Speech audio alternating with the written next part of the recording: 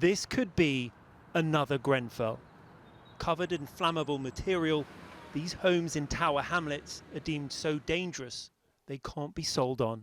We're living in a potentially dangerous building. Your home is supposed to be your safe place. Paul Afshar only has a 25% stake in his shared ownership flat, but currently has to pay 100% of the cost to make it safe.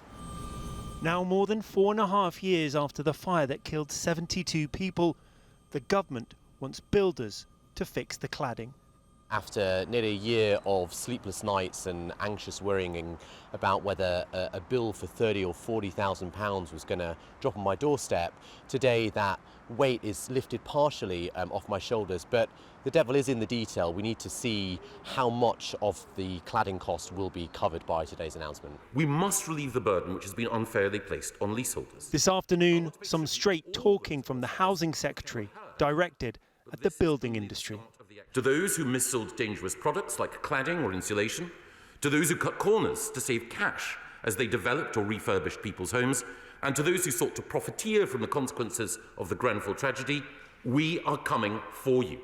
In a letter to developers, government wants them to remove unsafe cladding from buildings under 18 metres, fund all the remediation work on buildings over 11 metres, and provide information on all high-rises with historic safety defects. But on many buildings, cladding is not the only problem. Here in Stevenage, there's more expensive work under the surface, like flammable insulation.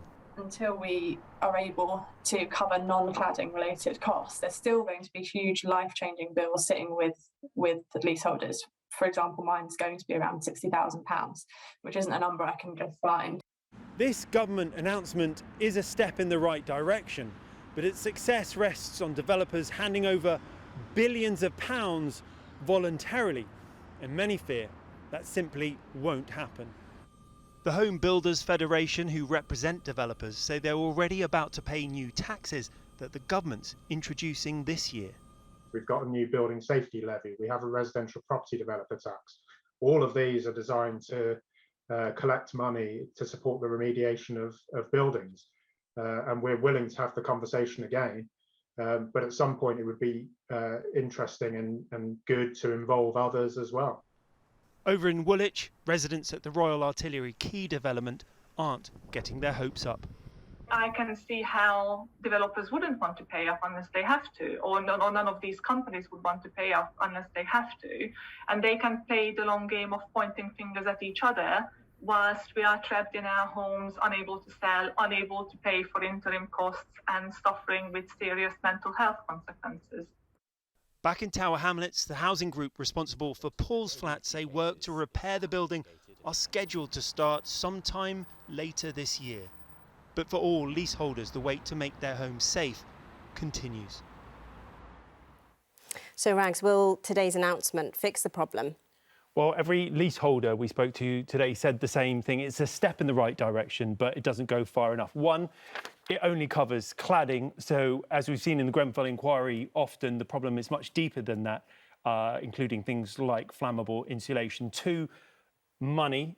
It's estimated it will cost £15 billion, and so far we're not even halfway there. And three, this will probably end up in a legal fight because developers have always argued they met the building regulations at the time, so have done nothing wrong. So some developers won't pay, and some developers have gone out of business, so there's no one to pay.